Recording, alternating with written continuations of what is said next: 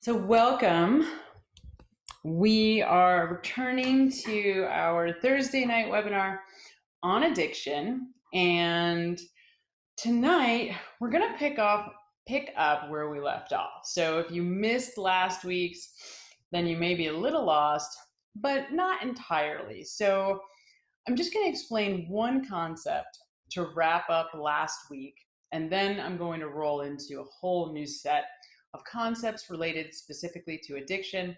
So if you are interested in addiction specifically, definitely hang in there. This conversation is going to get into why addiction happens to some people and not others. So we know it's a little bit more complicated than just biology and emotion. And we have actually some pretty good evidence that suggests there are these other factors that play a very big part in that are common to people who have substance use disorders. So we're going to get to that in just a moment. Before we get into that, I started last week explaining a series of what we call cultural myths, or, excuse me, guys, cultural myths, or, in other words, different false bits of information or false ideas and beliefs that as a culture we've adopted and don't realize are false, are not true. And that gets us into lots of trouble. So, having worked with young adults and folks of all ages who develop substance use disorders later, a little bit later in life, right? Hopefully after 18, at least into adulthood, we see that addiction is usually the solution, not the problem. So many people think, well, when I put the drugs down or I put the alcohol down, then my problems are over. And of course, those of us that work in the profession know that no, sorry, your problems really have almost just begun because that was the first thing that needed to happen. But now we're left with a brain that had organized itself, a brain and a body that had organized itself around this substance being introduced all the time. And now that's gone.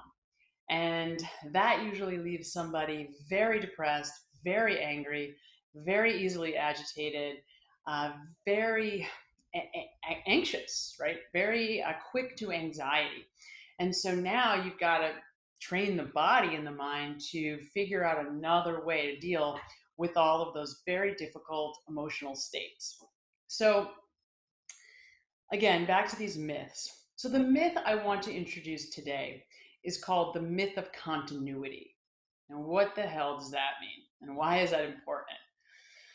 So, it has to do with how we just assume the human mind and body were created.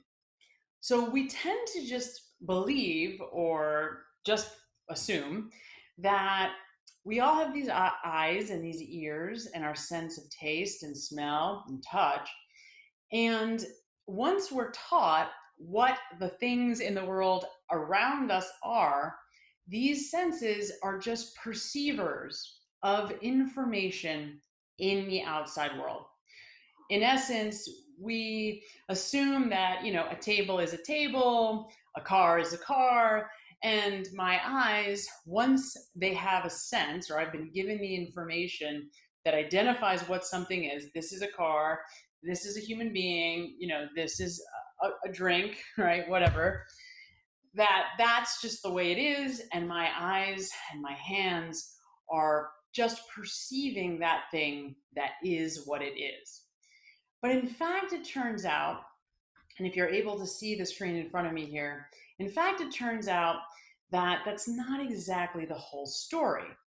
It turns out that we are just as much putting out into the world through our perceivers, through our senses, as we are taking information in. Now, one of our leading scientists in the world of perception and consciousness is Dr. Anil Seth.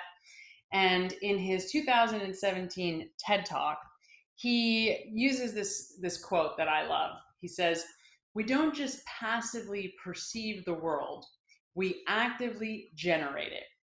The world we experience comes as much, if not more, from the inside out as it does from the outside in. Now, what the hell does that mean and why is it important? Well, it's important because so often we assume that there are these facts and that, right, there's right and wrong, and we're just perceiving the world as it is. But that's not exactly true. And what we don't know, because we've just not been taught at all, is that the world that we're each experiencing is very specific to each of us. Now, that has a lot to do with the way that the brain is organized and how the brain knows what to pay attention to in the world around us. So, to put this as simply as I possibly can, you only can hold about 100 bits of information per second. Now, obviously, there is so much information coming at us in every second, we couldn't possibly attend to it all. Well, what do I mean? So, our senses are trying to contend with what the hell all of this stuff around us all the time is. And they're constantly taking information in. So while I'm talking to you, I can hear there's a cricket right outside making a lot of noise. I can also hear that my dog is behind me playing with some kind of bone that's making a sound as it hits the ground, hits the floor. There's lights all over the place. There's different physical stimuli in the background. And all of that is part of what my senses have to filter out to determine what information right now I need and what information it can ignore. And you only can hold 100 bits of that per second. Now, that may sound like a lot, but given all of the information that's coming at you in every moment, it's actually very small. So imagine this, me and you are on the other side of the world together on some kind of exotic trip. And whether we know each other or not, maybe we're friends, maybe we aren't. But while we're on that trip, we're walking maybe with a tour, and somebody passes by us with my high school emblem and the words of the name of my high school on it. So a t-shirt in my high school colors with my high school mascot and the name. And for me, that was Monument Mountain. Now, obviously, you didn't go to that high school, and that shirt is not going to register as important to you in any way, shape, or form. It's going to just blend in with the infinite amount of background information that your senses have determined is not important to you at this moment. But to me, in some foreign land, that would be really important information that would stand out like a sore thumb, because what the hell is somebody from my high school or a shirt from my high school doing here on the other side of the world right now? Now, that gives you just a very basic understanding of how perception works. The way that our perception determines what is important for us to pay attention to is based on our personal experiences, our personal beliefs, and our personal decision making about what matters. That's why each one of us can look at the same thing and walk away with a lot of different versions of what we just experienced. That's why eyewitness testimony can be very shaky in court. That's why you have two different people looking at one politician give a speech and walk away with entirely different versions of what they heard and what they saw, but utterly convinced that their version is the true and right version. And the reality is, if I was standing in this person's shoes, looking at it through their lens, I would probably agree with them. And if I was standing in this person's shoes and filtering it through their lens, I would probably agree with them. So we're both right, in some way. Now, the thing to keep in mind here, we're talking about mental health and addiction. Why is this important for that? Well, in the minds of somebody who winds up developing an addiction, there's a whole story about their experience that they've been telling for a long time. And there are patterns that develop both prior to the development of a drug and alcohol dependency and that are there post that drug and alcohol use that lend to the drug and alcohol use and perpetuate the inability to stop using. Now, as I mentioned a long time ago, several weeks ago, part of why we call addiction a disease is because of its predictability. Even though when you're stuck in an addiction, you think you're the only person that's ever experienced it this way, and you feel very alone, you feel very isolated, nobody understands. What you don't know is that that is actually a symptom of addiction, is feeling like nobody understands, like you're the only person that has ever gone through it. But in fact, it's very predictable. So predictable that as a professional in the field, it is ridiculously predictable. And that's not at all by any means to dismiss the severity of it. It is very serious illness. It's just that it has a very predictable course. So there are predictable patterns of thought and behavior and emotion that are connected with drug and alcohol dependency over and over again. And that's why and how we're able to treat these afflictions so effectively. So, we're not going to get too far into this myth of continuity further, just so that you know. The truth is, there's not really as much objectivity as we would like to think. Now, you might argue, well, Sam, science is going to, tell me that there are facts. Well, science is really more about agreements, not facts. We have a lot of agreements about what things are. And when you get a lot of people together that have a lot of agreement about what something is, we call it a fact.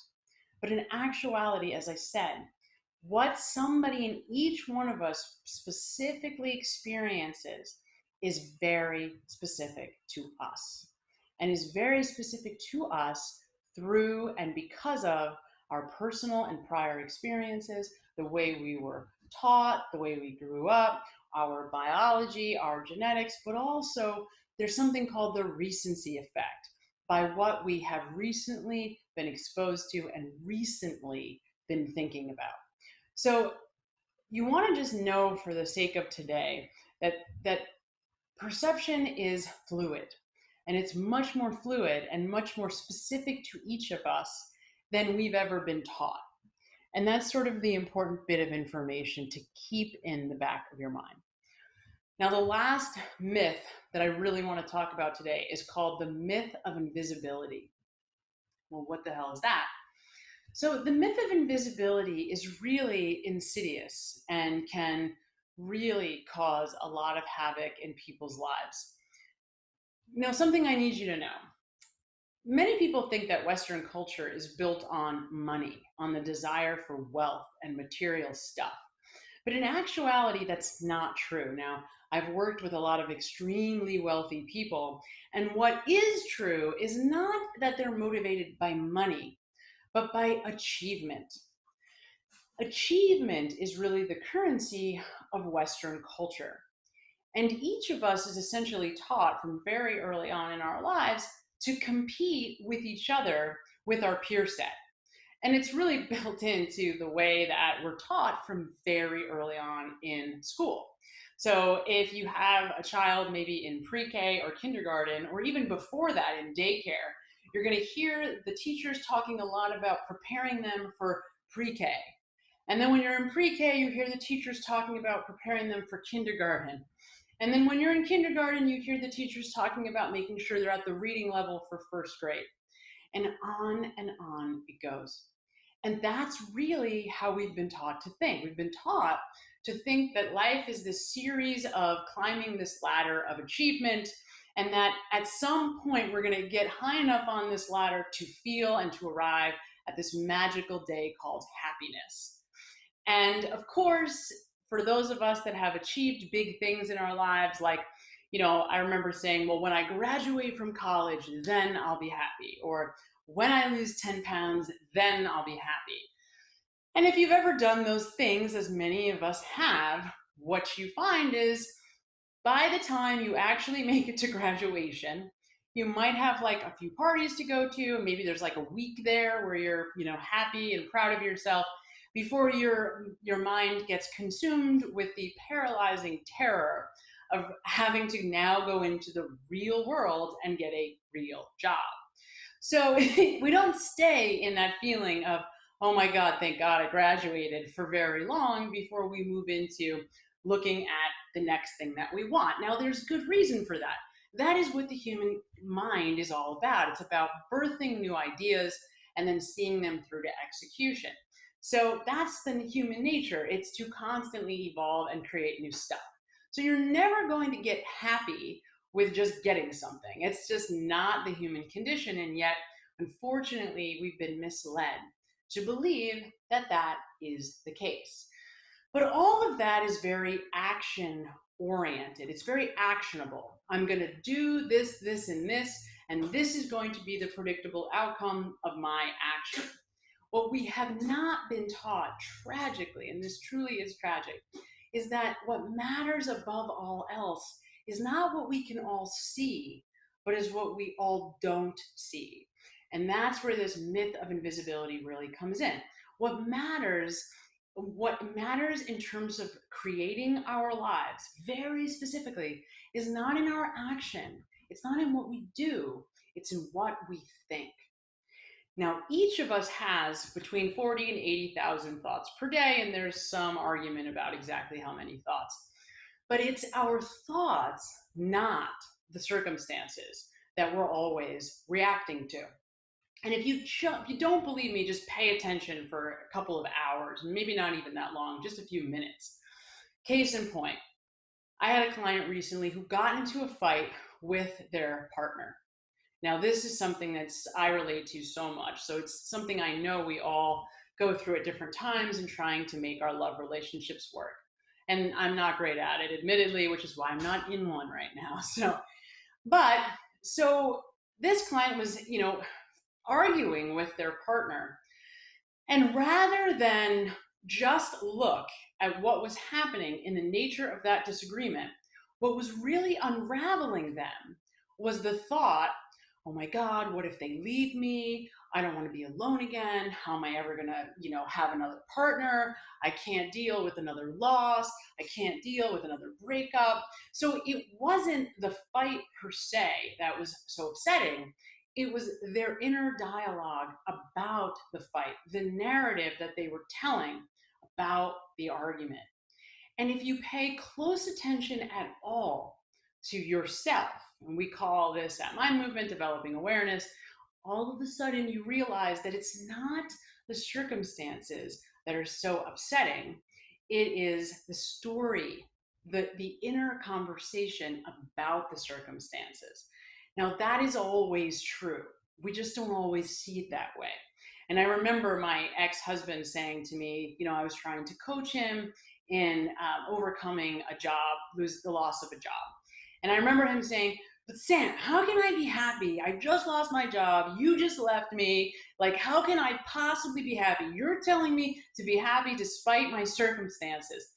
And the point was not that I was trying to say be happy despite your circumstances. What I was saying was if you don't change the inner dialogue, the perception, your senses, physiologically cannot change the environment, because it is not that we are these neutral observers of the world around us that's just happening separately entirely from us. We are perceivers that are selecting from the world around us. And that is the critical and most important bit of information that you absolutely will ever need to really change any aspect of your life. Why and how? Well, it turns out that it really is that inner dialogue that is governing your perception. And it's not only governing, I'm not speaking in a metaphor here, I'm speaking very literal. It governs cells, it governs physiology. And that is the tragedy of the culture we live in. We're taught that what matters is what we do, not what we think or what other people can't see. And that strips us of all of our power to truly select the life that really serves us best. Instead, we settle because we don't realize that it's our senses perceiving things from the outside world, not life is just happening and it's happening to us. And that is sort of the great tragedy, right? So related to that is all these other things called the myth of separation, the myth of desire. But we're not going to get into those today because this conversation, I want to continue to keep it framed on kind of addiction specifically. I don't want to get into much further the nature of perception, but to try to help you understand where the mind of somebody who gets stuck in an addiction or in a compulsive behavior relationship, where they are. So they don't see how their inner experience is perpetuating their outer experience. They do not connect the dots. And that's no one's fault. They're just not taught that it matters. They're taught that what matters is what they do, not what they think. And that is the great tragedy here, right? So let's get further here into, I just want to get through the slide and then we will. So addiction is about the physiological and psychological changes that is created at the level of the mind and body by repeated substance use over time. Addiction is really the sum total of the psychological and physiological changes that repeated substance use over time is having on the mind and body. It is not that someone is taking too much drugs. That is really actually false, right? Addiction is not so much about just taking too much, drinking too much alcohol, although that's what we want it to be about because, again, we like simplicity. It makes our lives much easier. And that is oftentimes the case in addiction, but it's so much more than that. And that's why just taking away the drugs and the alcohol does not actually always or mostly or ever heal somebody from an addiction because it's really not the problem to begin with.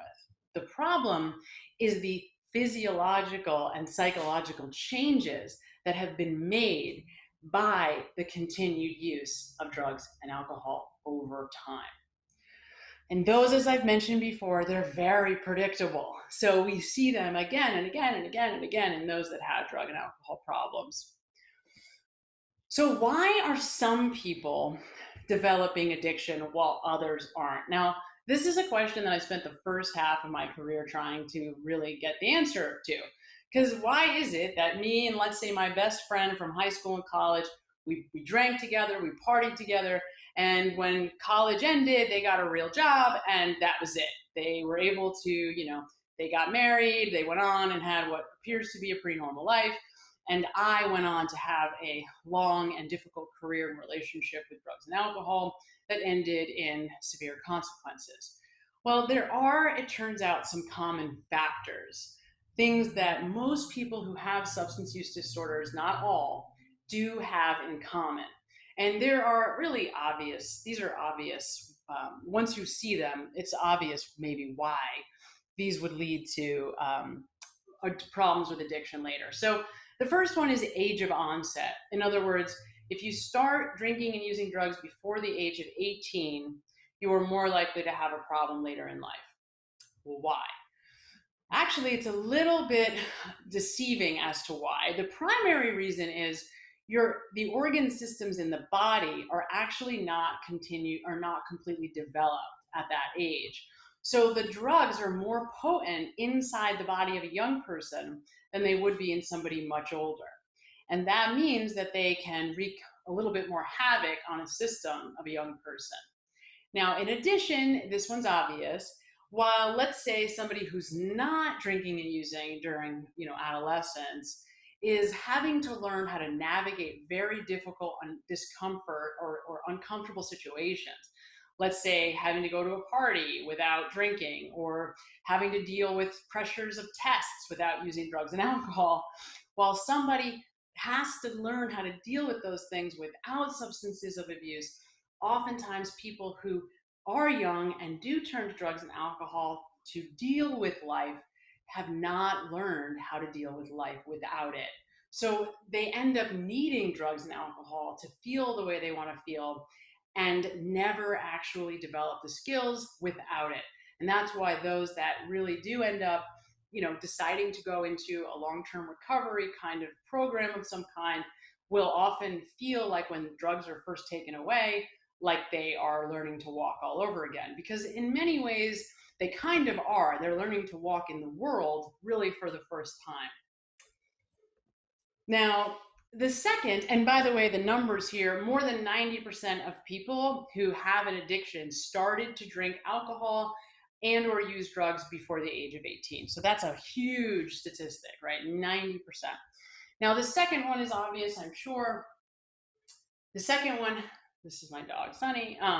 The second one has to do with biology. So most or many, these are common factors. They're not causal factors, but it's very common with addiction to have a first degree relative who also has a problem. So that could be a parent, a sibling. And so we know that there are genetic predisposals, right, or precursors that some people are just a lot more genetically predisposed to addiction than somebody else. And that one I think is probably pretty obvious. But then the other one, which is a little bit less obvious, is parenting style. So the most common parenting style for those that go on to develop an addiction is permissive parenting. And that is parents who maybe said, no, don't worry, we don't really care about drinking. We'll just take the keys and you can crash at our house. Or parents who allowed you to drink very early on. And we're not blaming them. That is certainly only one variable. There are plenty of people who have permissive parents that do not develop a problem with drugs and alcohol. However, we know that of all the parenting styles, this one is most common. And what happens here is parents will often falsely assume that because they have boundaries, they know when to say no, like when to abstain from having a drink and when not to. They'll falsely assume that their kids have those same boundaries. But young people, especially during adolescence, their brain is not developed yet. They don't have that capacity. So they can't say, okay, well, having a drink on a Tuesday night with our, nice steak is okay. Having a drink at 11 o'clock on a Saturday after football practice or whatever, not okay. They don't have that same level of capacity. And so you have a very hard time setting boundaries in the same way that maybe their parents were able to. So those are the three common factors. Now, there's also three personality variables, and you can do this experiment too. It's been repeated a million times. If you give somebody a personality inventory before they ever picked up substances, while they were engaged in a substance use disorder, and after, it turns out that they score highest repeatedly on three specific personality features. Now, does this mean that this is the personality of a person with an addiction? No, but it's interesting information, right? So these are the three personality components most commonly seen. And what's interesting is it's not something that we see after the addiction starts. It's there before the addiction starts. And once you hear what they are, that probably won't be a huge surprise. So the first one, the first most common personality feature of someone who does go on to have an addiction is impulsivity. And by impulsivity, it means they're acting without really thinking about the consequences. They're making a decision without thinking through what might happen as a result of their decision making. So people with addictions tend to be a lot more impulsive from the start before they introduce substances. The second one is interesting. It's defiance. Now, what do we mean by defiance? Defiance means, in the way it's kind of positioned here, it's sort of like a me against the world, right? Like there is this bell curve, like where the 80% lives. And this would be for those that are in the margins, folks that are more defiant than the average teenager. the kids who don't go to class and who don't care about the consequences of cutting class, more than the average kid, whatever it is. So there's just more inherent defiance. Again, that doesn't mean that if you're defiant, you're going to become an addict. It's just common in the personality of those that do. And the last one is interesting. It's also all over the literature and 12-step programs. It's entitlement. And it's interesting because like in AA, there's a saying that justified anger, self-righteous anger is the dubious luxury of normal man. And what that means is you can't afford, if you're someone with an alcohol problem or a drug problem, to get really entitled anger. So, and that's really what the third personality of addiction is entitlement. Um, the rules don't really apply to me. I can because I've maybe been wronged in some way, I'm exempt from the rules. Um, you know, in other words, like it's kind of a victim position. And I don't say that in an off putting way, right? That's just sort of the general framework. It's sort of like, I was screwed, so I don't have to do what other people have to do. And of course, this backfires. Another way that it's framed in the addiction subculture is as terminal uniqueness, um, always feeling like they're exempt or different from everybody else. So that's the third those are the three most common personality factors of someone who does develop an addiction. So, how do you know? Are there behavioral markers for someone who does have an addiction? In other words, let's say that you have a cousin or a friend or a loved one, whatever, who you're not sure if they've relapsed, or you're not sure if they maybe really do have a drug problem, but something's going on with them. Well, these would be the four behavioral markers of someone in the throes of addiction. Again, they doesn't mean that someone definitely is using drugs or alcohol compulsively if you see these things, but it's definitely common amongst those that do and are. So first, as I already said, impulsivity. So acting without thinking about the consequences, defiance, right? Me against the world, and entitlement. The rules don't apply to me, my anger is justified, and I can do whatever the hell I want. So you're going to see them acting in that personality, but in an even more inflated way. Because as I mentioned, these are there before a substance use really starts or develops. But when someone is active in an addiction, the impulsivity, the defiance, and the entitlement is like off the charts. It's really visible for everybody to see. The second is emotional immaturity. And again, we're not putting anyone down here, right? These are just what happens. This is what develops when a brain gets hijacked by compulsive and repeated drug and alcohol use. So, emotional immaturity. And what that means is you're going to see emotional outbursts. Like maybe somebody's in line behind you at the grocery store, and you might get a little frustrated, or you might see somebody like kind of rolling their eyes or getting frustrated if the line is moving too slowly. But someone who's in the throes of an addiction, you might see them completely fall apart, end up throwing something and walking out, just seeing them unravel. So it's not uncommon for a lot of huge anger outbursts, which we'll get to because that's actually a part of the defense mechanisms of addiction. So there's a lot of emotional immaturity, just a lot of crying, a lot of yelling, a lot of just inability to regulate someone's emotions. Now, the third is dishonesty and manipulation. Now, I want to be very clear here.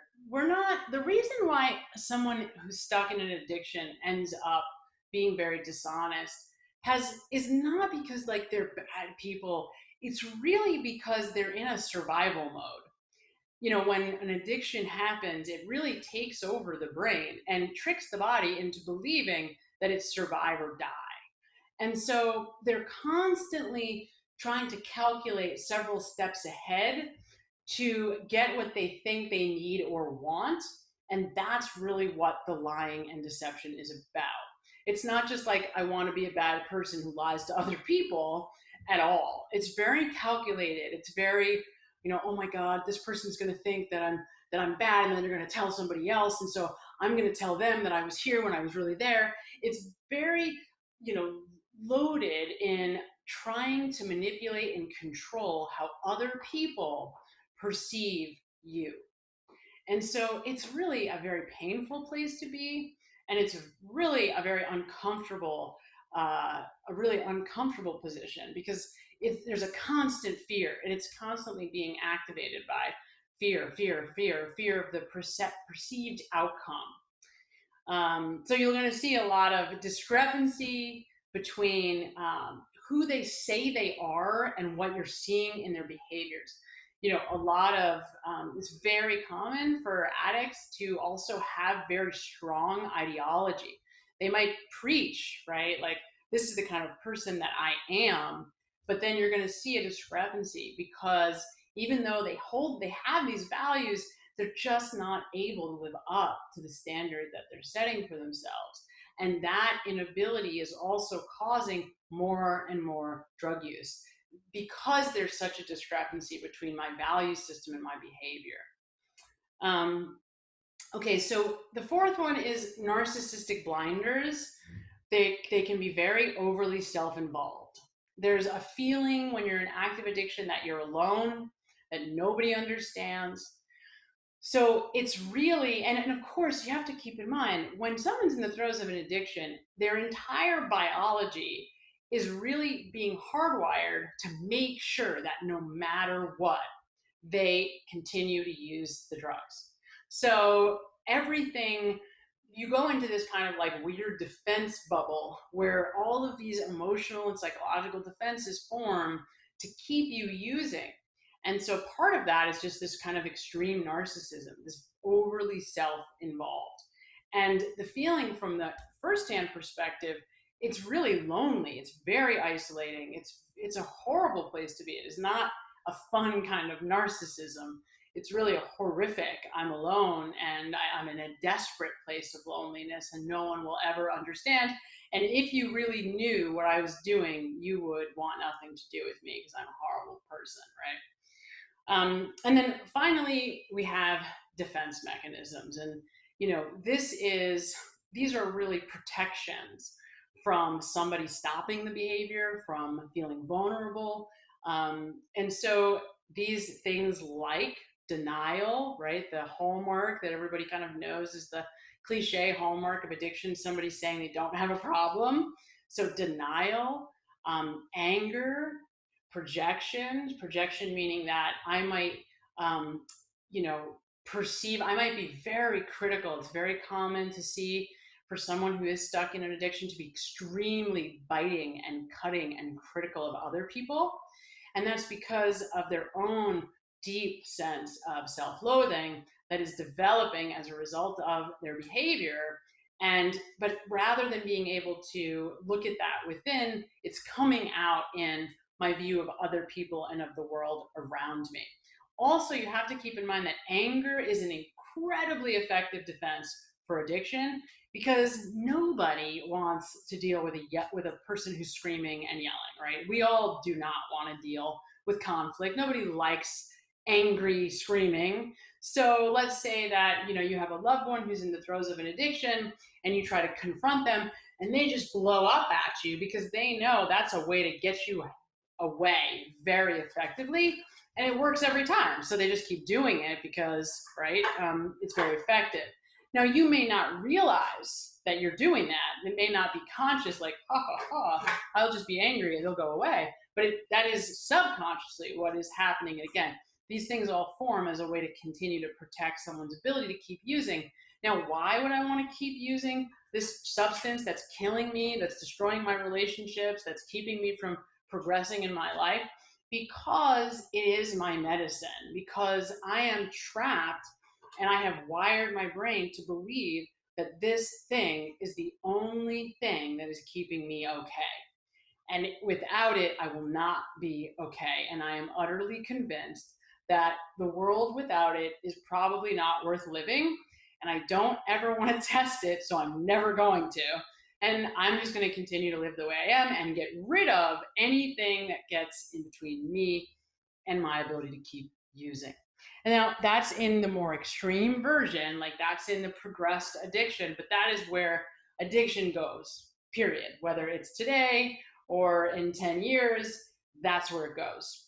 Um, One thing that I do want to say that I'll insert here, you know, drugs of abuse do matter. Which drugs you choose will ultimately determine, how quickly somebody gets to those later stages of addiction. Alcohol, unfortunately, tends to be a really slow one. And that, to me, is actually quite tragic because somebody can drink for a very long time successfully. And then one day it's not successful and it's really ugly. Whereas, someone who's in the throes of a heroin addiction, obviously they have an idea that they have a problem, right? If they're snorting or injecting heroin. And that's the kind of drug that, you're either going to die or you're going to stop.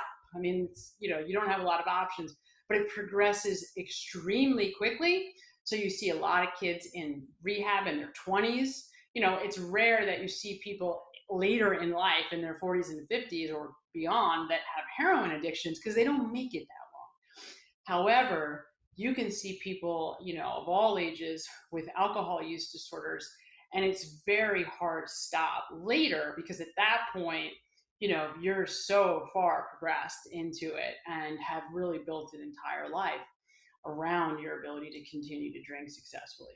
So that's my little plug there for the different drugs and how alcohol can really be almost the worst one of all, actually, in the end. So the different defenses I mentioned: denial keeps somebody able to continue to use. um, Repression, really just saying no. I'm gonna like force down any and all feelings that I have about my behavior or about any of the difficult emotional experiences that I've had in the past. If I just keep going and keep using, I never have to actually deal with anything. But here's the really painful reality about addiction: nothing, and this is true not just with addiction, but it's true with life in general, nothing that we experience we can outrun. So if you have ever had really difficult experiences in your life, no matter what they are, you will not be able to outrun it. And as we get older, those difficult emotional experiences that we're trying to outrun the pain of will start to express in physical manifestations if you do not address it ever. And that's what you'll start to see happening as people get older. Their bodies start to break down because they're carrying a ton of really heavily repressed emotional experiences.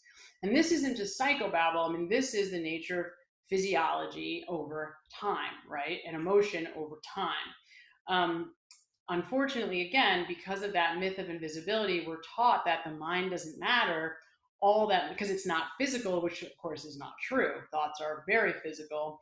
We're just not trained to think of them that way. So we think they don't matter when, of course, they are really physically the what determines how we see everything around us. So um, we talked about projection. So, rationalization, obviously, that's one that, is very common to addiction.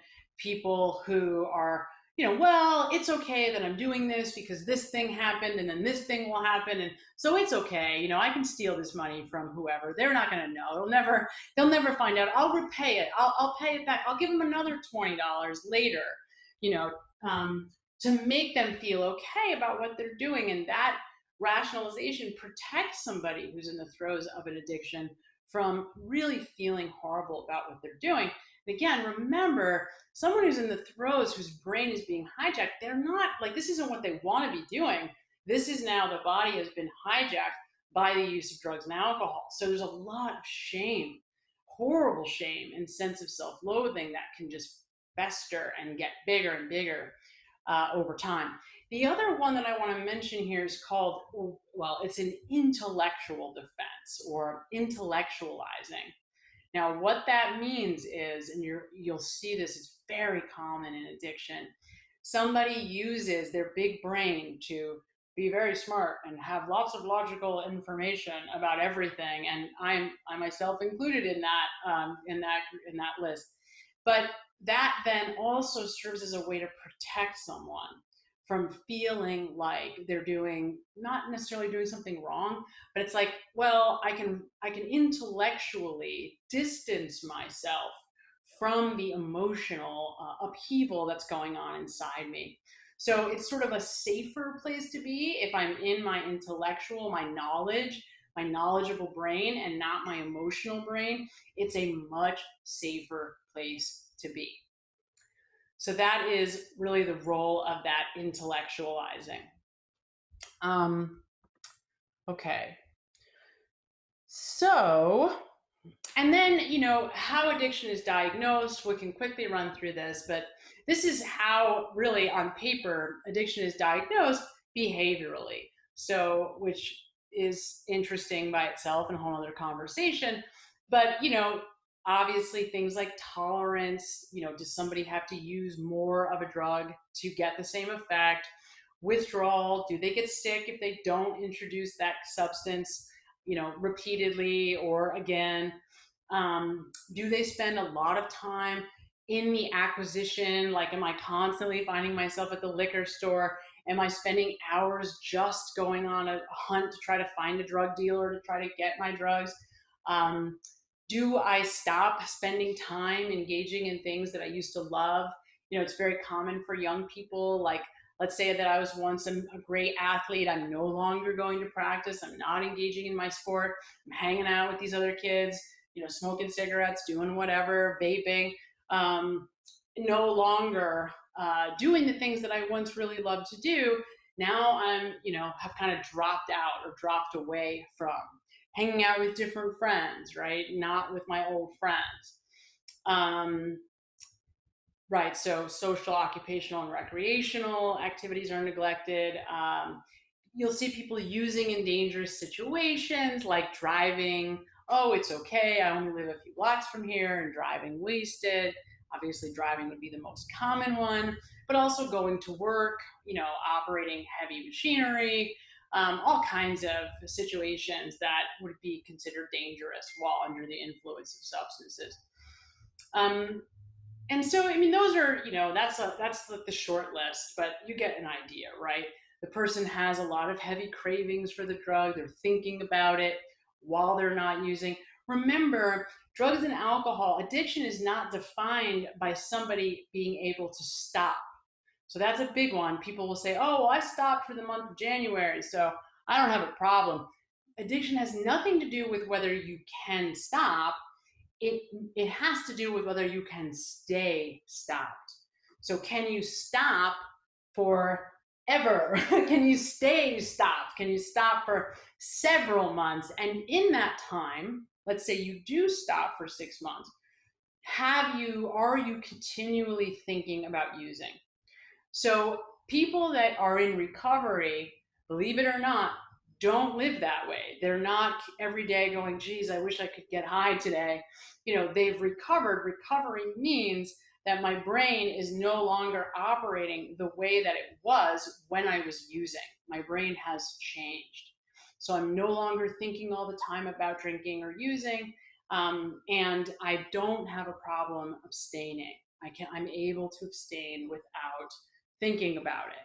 So those are really the hallmark differences between someone who's stopped and is in really a place of recovery versus someone who has stopped and is still very stuck in the mindset of someone with an addiction. And that's, as I said, very painful. Now, there are other markers too. Those are not the only ones. Maybe I'm not thinking about using all the time, but I'm angry and my emotions are really all over the place and very dysregulated. That too is a very common finding in someone who's not yet in recovery but has stopped using and who wants to stop using, but is just constantly quick to anger or sadness, very depressed, right? So the brain has not really gone into a recovery place in that way, right? They've not completely moved past it. So the next conversation is really too big to start now. We're going to get into what goes on at the level of thoughts. So, what is the thought life like of someone who's stuck in an addiction? Now, these are the 10 patterns of thought that we call the thought disturbances. They're common to everyone. So it's not like these are only in those that have an addiction. It's just that if you have an addiction, these are screaming at you. They're very, very loud and they're very difficult. And they're very hard to get out of. They're consuming. So, for anyone stuck in an addiction or who works with addicts, these are extremely common patterns of thought that you have to kind of contend with or you have to constantly come up against. So we're at the point where I think I'm going to stop here because there's absolutely no way we're going to be able to start this conversation. It's a huge discussion, and we'll definitely go into this next time. If you have any questions, please, you can send them to me. You can chat them to me if you are watching on Zoom, or you certainly can, send them to me on email at info@mindmovement.com. Obviously, addiction is a really big conversation, right? It's not something that you can, in 45 minutes, throw a few slides together and explain. It's really comprehensive. So, and I'm not someone who takes the shortcuts usually. So hopefully you'll be with us next week on Thursday at 6 o'clock to continue the conversation. But if not, we are recording all these and you can find them on our website at mindmovement.com. Thank you guys so much for your attention, and hopefully we see you again next week. Have a great night, be safe, and stay sane.